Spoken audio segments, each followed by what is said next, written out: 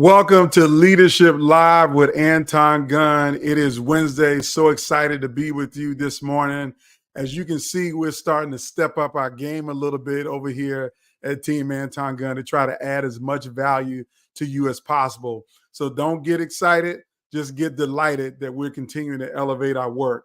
Now, today I got a great topic that I want to talk about, and I think it's well timed. And let's just go ahead and lay it all out in front of everyone. That we know this is the beginning of a new year. Everybody had all their hopes and dreams set up in January that things are going to be different this year. And here we are now a month and a half into the new year, and you're starting to feel the pressure. You're starting to feel the anxiety or the pain around all of the stuff that you have going on at work. When I say pain, every one of us deals with some level of crisis at work. Sometimes it might be as small as an accident before you got to the office, or maybe you couldn't get your computer to work, or maybe you got a big deadline in front of you of a major project that you have to have finished by the end of this month or by the end of Q1, and you're behind schedule. Maybe your company is facing a scandal right now. And yes, there are companies right now who are dealing with everything from cyber attacks and ransomware attacks to technology glitches, or maybe some bad customer mishap that has hurt their industry dramatically or their company dramatically. And so you, being a leader and a person in a leadership position, you're dealing with all of that. And it's not just something that is easy for you to deal with. I mean, even the strongest among us, the best leaders, the people who are well prepared, equipped, and got all of the information ready, can still crumble under that pressure a little bit. You know, Jay-Z will say this in a rhyme. He talks about pressure busting pipes. Well, I will tell you, pressure can do anything to anybody. Some of us, it'll turn into diamonds. Other people, they're going to have some challenges. But regardless of what you're going through, there might be some level of anxiety that you have. I mean, I talk to a lot of leaders. I talk to a lot of executives, and they don't have safe spaces or outlets to be able to deal with the challenges that they're dealing with, at least not a lot of them. And so they go around holding this anxiety inside. I don't want that to be the case for you, that we all deal with intense, stressful circumstances that give us lots of anxiety. So today, what I thought I'd do, knowing that we got some tough stuff that I'm going to be sharing over the next few weeks and a few months, particularly around injustice that people experience in the workplace. People deal with anxiety around the unfairness inside of their workplace culture. So as a primer, and I'm going to come back to this at some other point in time, I want to give you 5 strategies to manage anxiety or conquer anxiety, as I like to call it, because it's something that I believe that we all can conquer if we have the right strategic approach to dealing with the things that we feel on the inside about the pressure that's happening on the outside. So I want to give you 5 things to think about, 5 strategies, 5 approaches to dealing with anxiety. And then I'll come back and add a few other things underneath. But if this is you, or if you know somebody who's dealing with this kind of context for their workplace or what they're dealing with as a leader, you want to share this video with them, I'm encouraging you to do it now. Or type their name into the comment or chat, because I want to see who needs to just kind of know some strategies around dealing with the anxiety that people are struggling with every day. So let's jump right into it. So the first thing I want you to do in terms of dealing with your anxiety is I want you to acknowledge what you're feeling. I want you to acknowledge that your stress level is high. I want you just to acknowledge what's going on. See, the first mistake that so many people make is they try to suppress their anxiety. They just say, you know what, I'm going to just drink another cup of coffee, or I'm going to blow one real fast to get myself, back into the even keel. Those artificial stimulants don't help you if you're not willing to acknowledge what you're dealing with. So I'm telling you right now, before you do anything, just say, I'm feeling anxiety about this situation, that I'm feeling a little bit of stress about this situation. Acknowledge what you're going through. See, you can't fix what's wrong until you know what's wrong. And it's hard to know what's wrong if you ain't even willing to acknowledge it. So I'm going to tell you right now, acknowledge your anxiety. That's the first strategy that I want to lay out to you is to admit that you have a problem, admit that you have a concern, admit that you're being challenged by something. So that's the first thing you want to do, is to acknowledge it. There's a second strategy that I want you to know, is this is a really important one, is to identify what your triggers are, or more specifically, who your triggers are, because we all got triggers. Sometimes you will see that email come into your inbox from that person and it immediately gives you anxiety. Or the moment that they stop by your office and knock on your door, you're feeling anxiety. Or the moment they send you a direct message and says, "Can we meet for a few minutes after this meeting?" That might be a trigger for you. Certain things, certain people, certain times of day, things will be triggers for you. And so you have to identify what's triggering you, what's triggering your anxiety, what's getting you amped up when you want to stay amped down. If you don't know what your triggers are, then you will easily continue to spiral out of control. You got to know what your triggers are and know who your triggers are. Sometimes it may be your boss, maybe that one member of your team who always incessantly complains, and you want to get rid of them, but you can't because it's the boss's nephew or the boss's niece or whoever it might be. They're going to be a trigger for you. But I'm going to encourage you to write down your triggers. Acknowledge you have an anxiety, number one. And number two, identify your triggers. What are they? We all got different triggers. For me, my trigger is getting a bunch of text messages. I'll be very honest with you about it. Is that if I'm in a meeting or if I'm doing something like this, a live, and I look down at my phone and it's buzzing repeatedly because I'm getting a bunch of text messages, that gives me anxiety. Now, usually it's somebody who is irrelevant to my day-to-day management wanting to send me a string of text messages to tell me something funny or something, a joke. But it bothers me literally when you send 5 consecutive text messages in a row. I would rather you just type one long text message. But some people don't know how to type one long text message. They instead want to send 5 or 6 short text messages. So I recognize that that is a trigger for me. So I identified that my trigger is around how I receive text messages. Email, another trigger for me, is to, at the end of the day, they have hundreds of unread email messages. That's a trigger for me. That gives me anxiety because it makes me concerned. What am I missing? Did something happen today that I needed to respond to immediately? So I know it's a trigger for me when I got lots of unread messages. So my question for you, what are your triggers? Have you identified what your triggers are that gives you anxiety? Do you know the names of the people who give you? Now, I'm not going to start naming people here, but there are some people who give me anxiety. I refer to these not peoples. I refer to these people as ask holes, ASK holes. These are the people who never add value to me, but they always only call to ask me for something. These people give me anxiety because they're takers. They literally just want to suck everything they can out of me for their own benefit and never give me anything in return.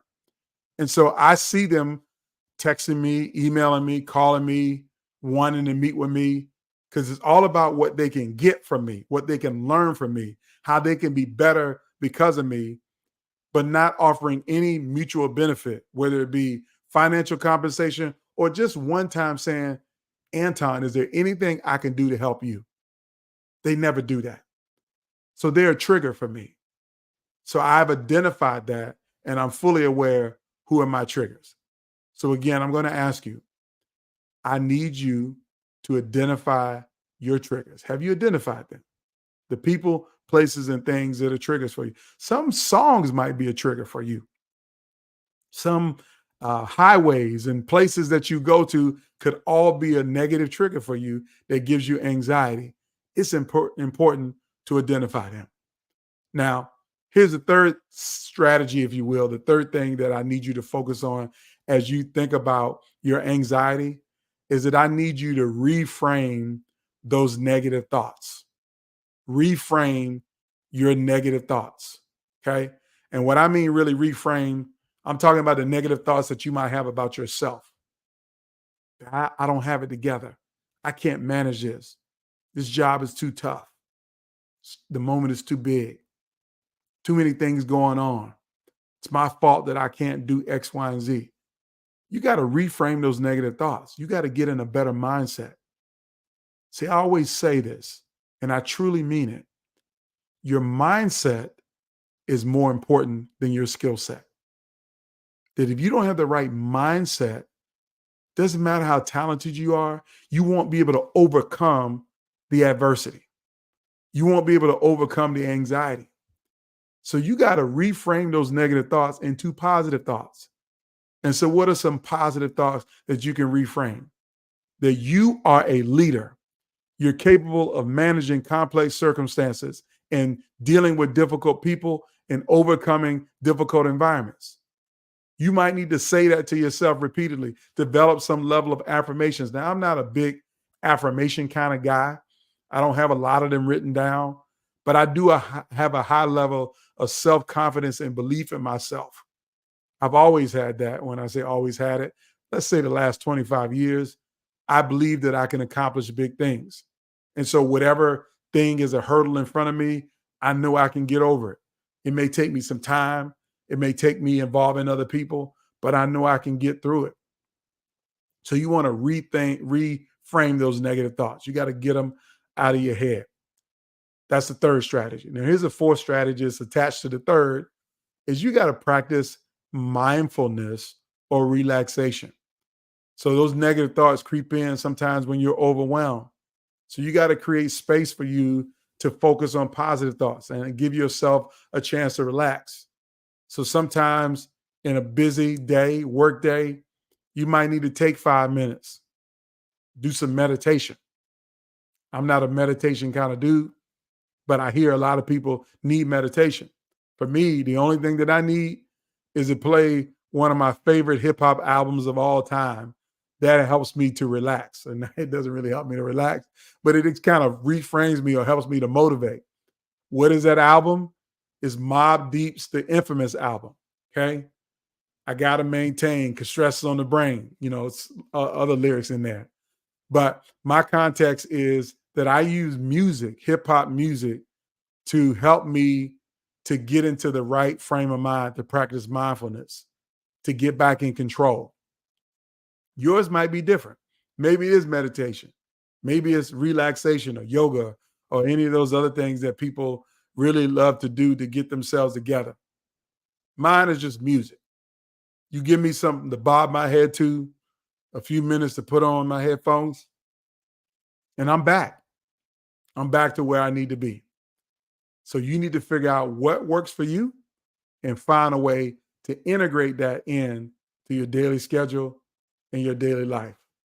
So really, focus number 4 is practice mindfulness and relaxation.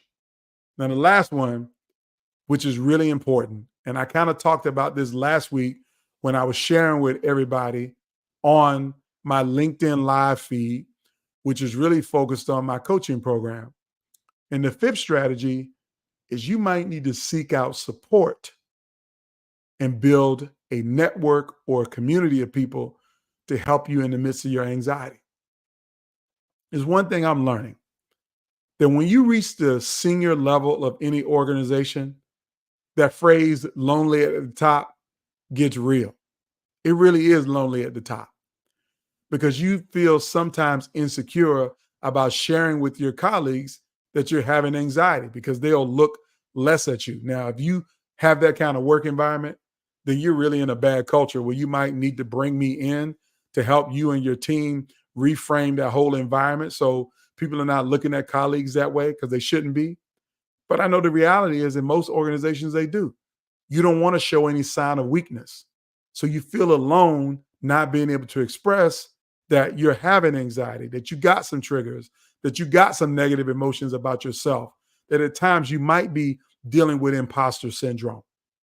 All of those things are real. So you need a community. You need a safe space to talk about what you're dealing with. And sometimes you can't do that at work. You need a separate community. So I'm going to encourage you to think about joining a community, a coaching program, a group coaching program like mine that you can find a whole lot more about by clicking on the link in the chat to learn about the Supreme Clientele Group Coaching Program, which is a safe space for leaders in multiple industries to talk about the challenges that they're having in the workplace, but more importantly, how they elevate themselves through those challenges, or maybe elevate them into the career opportunity of a lifetime. That's what I mean as strategy number 5, is to seek out a safe place, a community where you can find support. That's how you're going to deal with that anxiety, because the anxiety is going to come back around. You just need some help today, but you might need help next month from now or 6 months from now. And you want a community of support who's going to have your back, not hold any judgment, but give you a space to process what you're dealing with. That's part of what I'm building. So there you have it. 5 strategies to conquer anxiety. Number 1, acknowledge that you have anxiety. Number 2, identify your triggers. You got to identify those triggers. Number 3, reframe your negative thoughts around what you're going through and reframe them as a positive. Maybe make it into an affirmation, which leads to number 4, you got to practice mindfulness or some level of relaxation, whatever you need to do to get back into great shape. And number 5 is to seek out support in a community or a network of people who can give you a safe space to support you in the anxiety that you're going through. That's real. So that's what I got for you today. Just wanted to give you 5 strategies to help you deal with your anxiety. And there's some other things that you need to do as well. Like, it's good to communicate what you're going through. So talk about that with your leadership team, whoever's in the senior leadership role above you. Talk about what you're dealing with and what's causing that anxiety. You really do got to find some work-life harmony. I don't like the term work-life balance, but I use it because y'all understand that. But you got to find an escape, something to do outside of work to help you to deal with that anxiety. Like some people pick up great hobbies like playing a musical instrument or racquetball or pickleball, or all of these things to help to de-escalate in what they're going through. But one of the reasons why people have anxiety so much is because they have so many unrealistic goals that they set for themselves and they set for their team. And the reason why I frame this up, because again, we're 6 weeks into the year, 7 weeks into the year. Some of you set some major goals in January, and you already see that you're not going to hit those goals. So you have an anxiety about that. So you might need to adjust and set some realistic goals. If you do that, then you'll be able to conquer the anxiety that you have in front of you. So again, if you want to learn more about this, you can always go to antongunn.com/blog and read the latest blog posts about this subject. But if you want support and you're seeking out a community, I encourage you to check out the second link in here, which is a link to my coaching program. It's a great opportunity for you. And again, I'm only limiting this to a small cohort of leaders that I want to work with. So I hope this makes sense for you. Hope you're enjoying this session. I want to see you back here next Wednesday, same time, same back channel for Leadership Live with Anton Gunn. Everybody have a fantastic day.